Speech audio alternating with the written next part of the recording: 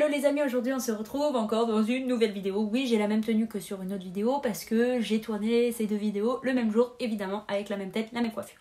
Bref, avant de commencer cette vidéo, n'hésitez pas à venir nous suivre sur Instagram, ça me fera trop plaisir. Et puis je réponds à tous vos messages et j'essaye de vous mettre des stories tous les jours des petits lapins.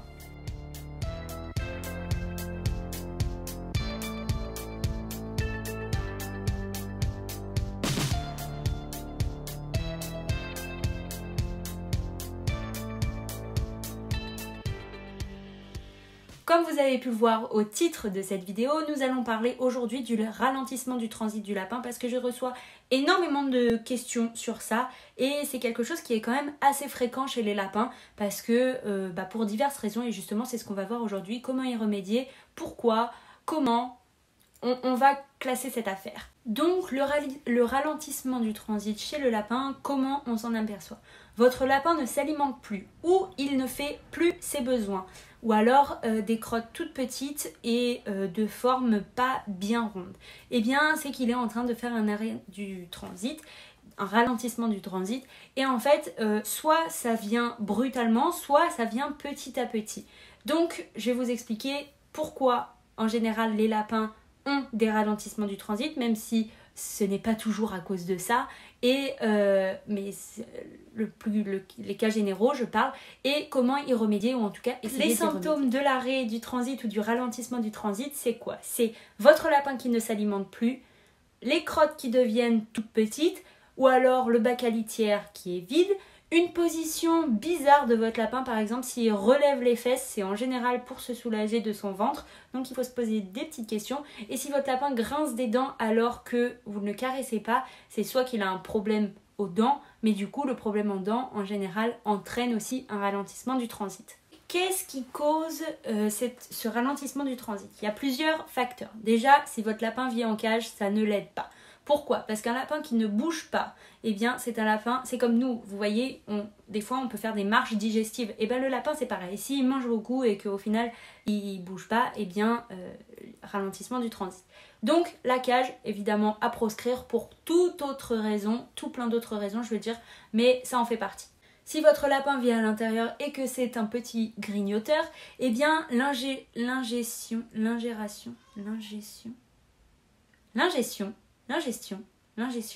oula, la honte. Bon, je vais dire l'ingestion d'aliments qui ne sont pas des aliments comme les trucs de canapé, les petites housses de canapé, le caoutchouc, le plastique, le carton, les plinthes de murs, etc. n'aident pas non plus, ça bouche le transit du lapin, donc ralentissement. Ensuite, une alimentation qui est trop pauvre en fibres, légumes, et en eau, eh bien, fibres, c'est légumes et foin. Eh bien, votre lapin, il va faire des ralentissements du transit. C'est-à-dire que si vous nourrissez votre lapin que de carottes, par exemple, eh bien, les ralentissements du transit en sont la cause parce que, eh bien, un lapin, ça doit boire beaucoup, ça doit manger du foin et des légumes, mais en aucun cas de la carotte absolument tout le temps ou des friandises absolument tout le temps.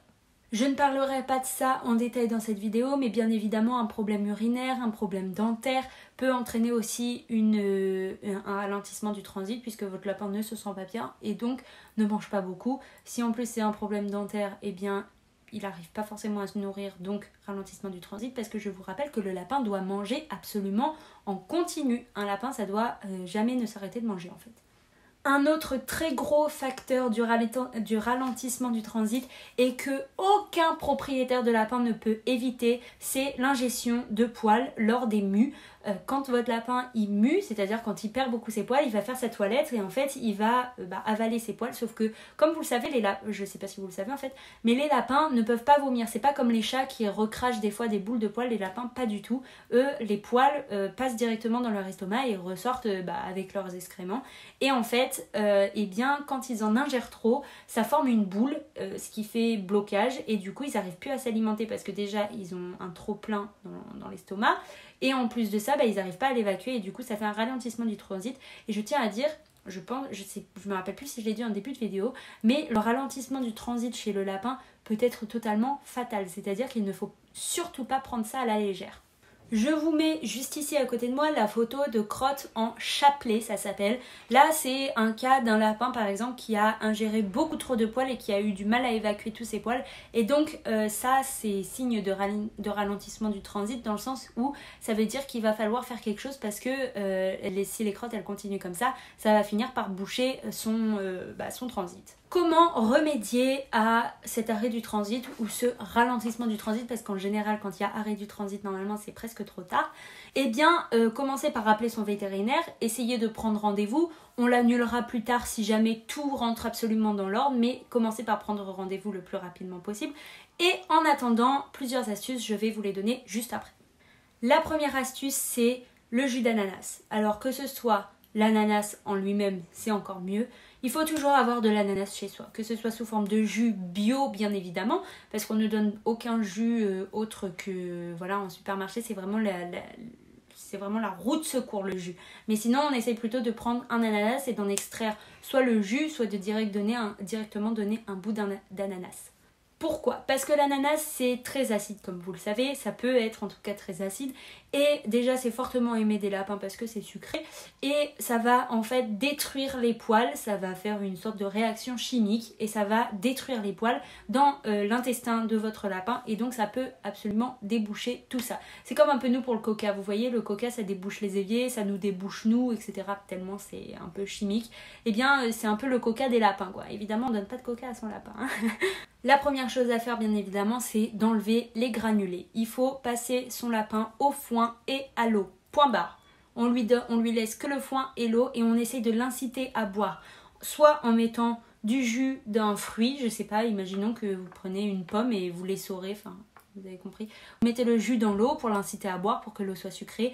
Pareil pour le foin, il faut essayer avec des pissenlits de mettre dans le foin, etc. Faut éviter de prendre du foin odorant, mais faut essayer de l'inciter à manger le plus possible de foin et de l'eau. En plus de ça, ce qui peut être bénéfique, c'est si votre lapin est un lapin d'intérieur, c'est une sortie en extérieur. Vous lui mettez, s'il est habitué, le harnais, vous l'emmenez dans un parc où vous pouvez l'emmener, et en général, il va manger de l'herbe, et l'herbe, ça a la même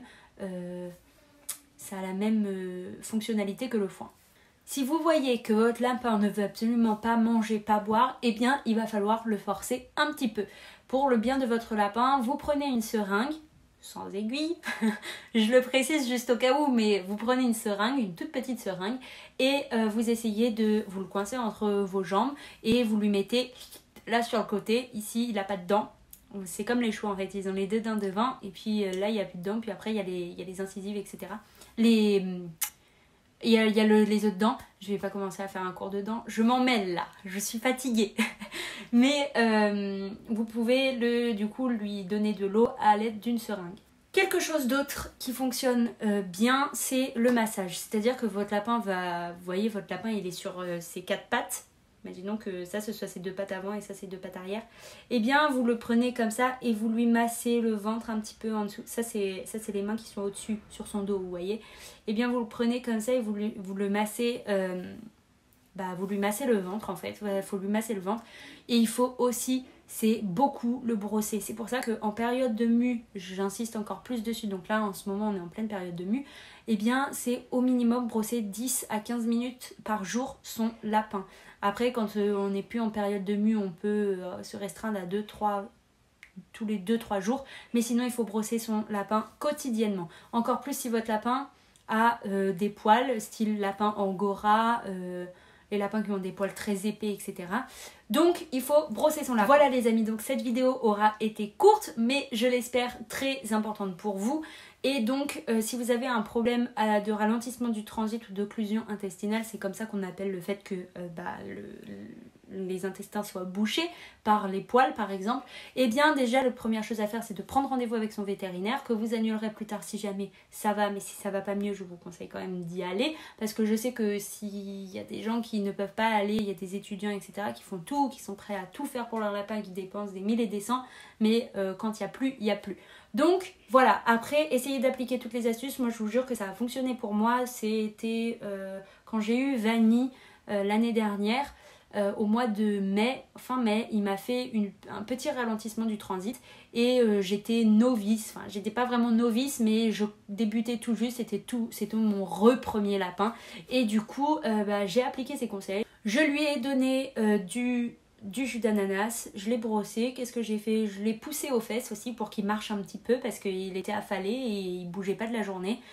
J'ai vérifié ses crottes très souvent, ça c'est très important aussi les amis, vérifiez tout le temps les crottes de votre lapin, c'est ce qui va vous indiquer si votre lapin va mieux ou non.